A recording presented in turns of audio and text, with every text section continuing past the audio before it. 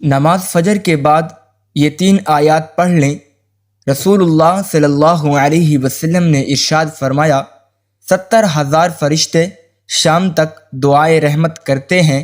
جو شخص ہر صبح نماز کے بعد یہ 3 آیات پڑھ لے۔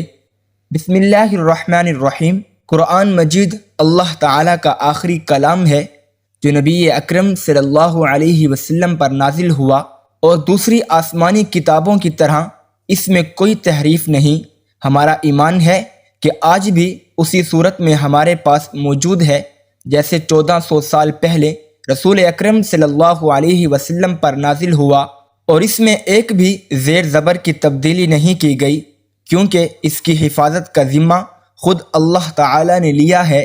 اللہ تعالیٰ فرماتے ہیں، ہم نے یہ ذکر قرآن مجید نازل کیا ہے اور ہم ہی اس کی حفاظت کرنے والے ہیں۔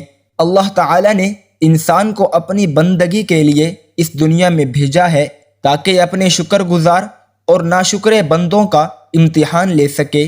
اللہ نے انسان کی رہنمائی کے لیے رسول بھیجے اور ان کے ساتھ معجزات بھی اتارے، لیکن پچھلی قوموں نے اس سے روگردانی کی اور اللہ کے عذاب کو دعوت دی۔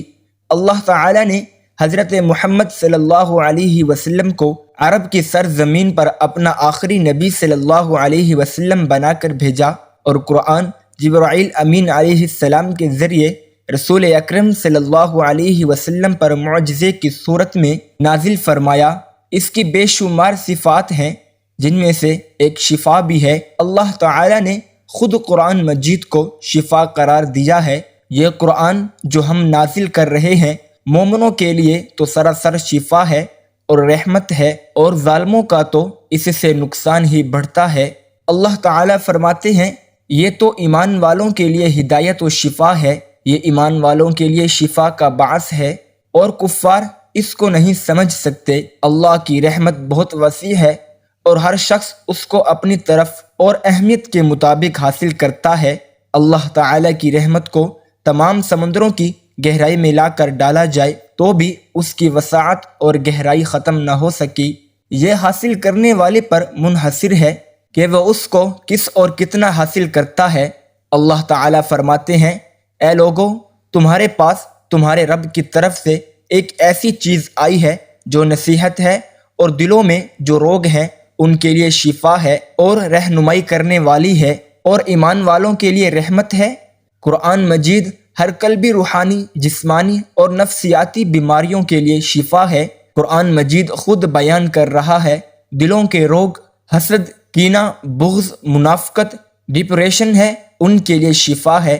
اللہ تعالیٰ کا ذکر روح کی غذا ہے اور جسم کو طاقت اور توانائی بخشتی ہے۔ اللہ تعالیٰ فرماتے ہیں، ہر قسم کے میوہ سے کھا، پھر اپنے رب کی تجویز کر، وہ آسان راہوں پر چلان کے پیٹ سے پینے کی چیز نکلتی ہے جس کے رنگ مختلف ہیں، اس میں لوگوں کے لیے شفا ہے، بے شک اس میں ان لوگوں کے لیے نشانی ہے جو سوچتے ہیں۔ انسان کی بیماریوں میں اس کی خوراک کا بھی عمل داخل ہوتا ہے، اس لیے اللہ تعالیٰ یہاں انسان کو جسمانی بیماریوں کا علاج بتا رہے ہیں۔ ڈرائی فروٹ توانائی کا بہترین ذریعہ ہے۔ زیر غور آیت میں اللہ تعالیٰ شہد کو شفا قرار دے رہے ہیں۔ نبی کریم صلی اللہ علیہ وسلم نے فرمایا، شفا 3 چیزوں میں ہے، پچھنا لگوانے میں، شہد پینے میں، اور آگ سے دغانے میں، مگر اپنی امت کو آگ سے دغانے سے منع کرتا ہوں۔ حضرت ابن مسعود رضی اللہ تعالی عنہ سے مروی ہے، رسول اکرم صلی اللہ علیہ وسلم نے فرمایا، تم لوگ شفا دینے والی 2 چیزوں کو یعنی شہد اور قرآن کو لازمی پکڑو۔ جسم کے کسی حصے میں درد ہو تو سورۃ فاتحہ پڑھ کر دم کیا جاتا ہے۔ سورۃ البقرہ جادو اور نظر بد کے آثار کم کرتی ہے۔ معوذتین سے دم کرنا بھی حدیث سے ثابت ہے۔ حضرت عائشہ صدیقہ رضی اللہ تعالی عنہا فرماتی ہیں، نبی اکرم صلی اللہ علیہ وسلم نے جس مرض میں وفات پائی اس میں اپنے اوپر معوذتین پڑھ کر دم کرتے تھے۔ جب آپ صلی اللہ علیہ وسلم کو زیادہ تکلیف ہوتی میں اس کو پڑھ کر دم کرتی، اور آپ صلی اللہ علیہ وسلم کے دست مبارک کو برکت کے لیے آپ صلی اللہ علیہ وسلم کے جسم مبارک پر پھیرتی۔ حضرت امام باطل رحمۃ اللہ علیہ معوذتین کے بارے میں فرماتے ہیں کہ اللہ تعالیٰ نے ان میں ایک ایسا راز رکھا ہوا ہے جو ان کے علاوہ کسی اور صورت میں نہیں، کیونکہ یہ جمع دعائیں ہیں جن میں ساری بری چیزوں سے پناہ مانگی گئی ہے، سحر، حسد، شیطان کے شر اور اس کے وسوسے سے، اور اس کے علاوہ دوسری چیزوں سے حفاظت کے لیے معوذتین سے بہتر کوئی نسخہ نہیں۔ یہی وجہ ہے کہ آپ صلی اللہ علیہ وسلم اسی پر اکتفا کرتے ہیں۔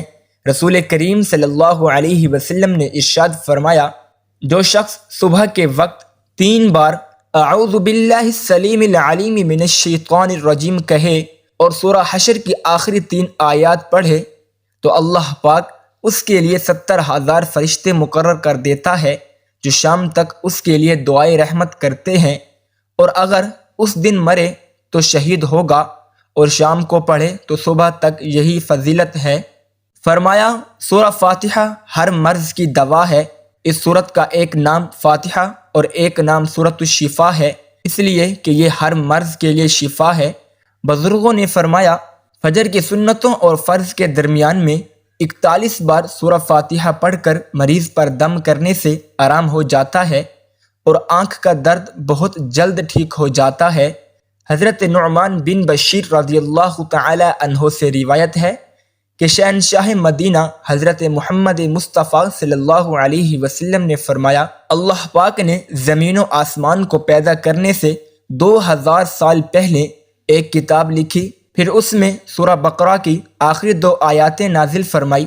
جس گھر میں 3 راتیں ان 2 آیتوں کو پڑھا جائے گا شیطان اس گھر کے قریب نہ آئے گا۔ حضرت ابو ذر رضی اللہ تعالی عنہ سے روایت ہے کہ سرور کائنات حضرت محمد صلی اللہ علیہ وسلم نے فرمایا، بے شک اللہ پاک نے مجھے اپنے عرش کے نیچے کے خزانے میں سے ایسی 2 آیتیں عطا فرمائی جن کے ذریعے سورہ بقرہ کا اختتام فرمایا، انہیں سیکھو اور اپنی عورتوں اور بچوں کو سکھاؤ، بے شک یہ نماز، قرآن اور دعا ہے۔ حضرت براء بن عازب رضی اللہ تعالی عنہ فرماتے کہ ایک شخص سورہ کہف کی تلاوت کر رہا تھا، ان کے گھر میں جانور بندھا ہوا تھا، اچانک وہ جانور بدکنے لگا۔ اس شخص نے دیکھا کہ ایک بادل نے اس کو ڈھانپا ہوا ہے۔ اس شخص نے حضور اکرم صلی اللہ علیہ وسلم سے اس واقعے کا ذکر کیا تو آپ صلی اللہ علیہ وسلم نے فرمایا، اے فلاں تلاوت کیا کرو کہ یہ سکینہ ہے جو تلاوت قرآن کے وقت نازل ہوتا ہے۔ حضرت معاذ جہنی رضی اللہ تعالی عنہ سے روایت ہے، رسول اللہ صلی اللہ علیہ وسلم نے ارشاد فرمایا، جو سورہ کہف کی اول اور آخر سے تلاوت کرے گا اس کے سر تپا نور ہی نور ہوگا، اور جو اس کو مکمل تلاوت کرے گا اس کے لیے آسمان اور زمین کے درمیان نور ہوگا۔ حضرت ابو سعید خدری رضی اللہ تعالی عنہ سے روایت ہے کہ مدینہ کے تاجدار حضرت محمد صلی اللہ علیہ وسلم نے ارشاد فرمایا، جمعہ کے دن سورہ کہف پڑھے اس کے لیے 2 جمعے کے درمیان ایک نور روشن کر دیا جاتا ہے۔ ایک روایت میں ہے، جو شب جمعہ کو پڑھے اس کے اور بیت العتیق یعنی کعبۃ اللہ شریف کے درمیان ایک نور روشن کر دیا جاتا ہے۔ حضرت ابو درداء رضی اللہ تعالی عنہ سے روایت ہے، نبی کریم صلی اللہ علیہ وسلم نے فرمایا، جو سورہ الکہف کی پہلی 10 آیتیں یاد کرے گا دجال سے محفوظ رہے گا، اور ایک روایت میں ہے، جو سورہ کہف کی آخری 10 آیتیں یاد کرے گا دجال سے محفوظ رہے گا۔ حضور صلی اللہ علیہ وسلم نے فرمایا، جو کسی رات میں سورہ دخان پڑھے گا تو صبح ہونے تک 70,000 فرشتے اس کے لیے دعائے مغفرت کرتے رہیں گے۔ رسول اللہ صلی اللہ علیہ وسلم نے فرمایا، جو جمعہ کے دن یا رات میں سورہ دخان پڑھے گا اللہ پاک جنت میں اس کے لیے ایک گھر بنائے گا۔ حدیبیہ سے واپسی میں مکہ مکرمہ اور مدینہ منورہ کے راستے میں سورہ دخان نزول ہوا۔ جب یہ سورت نازل ہوئی تو نبی کریم صلی اللہ علیہ وسلم نے فرمایا، آج رات مجھ پر ایک ایسی سورت نازل ہوئی جو مجھے دنیا کی ہر چیز سے زیادہ پیاری ہے۔ حضرت انس رضی اللہ تعالی عنہ سے روایت ہے کہ رسول اللہ صلی اللہ علیہ وسلم نے فرمایا، سورہ واقعہ تونگری یعنی خوشحالی کی صورت ہے، لہذا اسے پڑھو اور اپنی اولاد کو سکھاؤ۔ حضرت ابن مسعود رضی اللہ تعالی عنہ مرض الموت میں مبتلا تھے۔ حضرت عثمان غنی رضی اللہ تعالی عنہ ان کی عیادت کے لیے تشریف لے گئے اور ان سے فرمانے لگے اگر میں آپ کو خزانے سے کچھ عطا کر دوں تو کیسا ہے؟ انہوں نے فرمایا مجھے اس کی کوئی ضرورت نہیں۔ حضرت عثمان رضی اللہ تعالی عنہ نے فرمایا بعد میں آپ کی بچیوں کے کام آئے گا۔ ابن مسعود رضی اللہ تعالی عنہ نے فرمایا آپ میری بچیوں کی متعلق فکر و فاقہ سے ڈرتے ہو؟ میں نے ان کو حکم دیا ہے کہ وہ ہر رات سورہ واقعہ پڑھا کریں۔ میں نے رسول اللہ صلی اللہ علیہ وسلم کو یہ فرماتے ہوئے سنا کہ جو آدمی ہر رات سورہ واقعہ پڑھے گا اس کے گھر میں کبھی فکر و فاقہ نہ ہوگا۔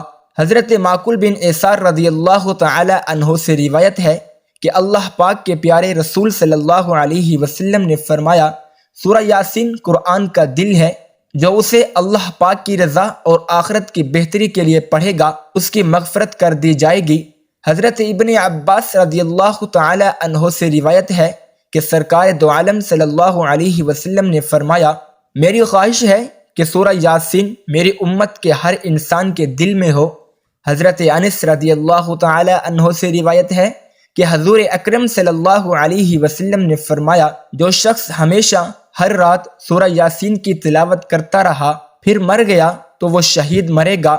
حضرت عطا بن ابو ربیع التعبی رحمۃ اللہ علیہ سے روایت ہے کہ شہنشاہ مدینہ حضرت محمد مصطفیٰ صلی اللہ علیہ وسلم نے ارشاد فرمایا جو شخص دن کے ابتدا میں سورہ یاسین کی تلاوت کرے گا اس کی تمام حاجات پوری کر دی جائیں گی۔ حضرت ابو درداء رضی اللہ تعالی عنہ سے روایت ہے کہ حضور صلی اللہ علیہ وسلم نے فرمایا جس مرنے والے کے پاس سورہ یاسین تلاوت کی جاتی ہے اللہ پاک اس پر اس کی روح قبض کرنے میں نرمی فرماتا ہے۔ حضرت ابو قلابہ رضی اللہ تعالی عنہ سے روایت ہے وہ فرماتے ہیں جس نے سورہ یاسین کی تلاوت کی اس کی مغفرت ہو جائے گی، اور جس نے کھانے کے وقت اس کے کم ہونے کی حالت میں تلاوت کی تو وہ اس کی کفایت کرے گا، اور جس نے کسی مرنے والے کے پاس اس کی تلاوت کی اللہ پاک اس پر موت کے وقت نرمی فرمائے گا، اور جس نے کسی عورت کے پاس اس کے بچے کی ولادت کی تنگی پر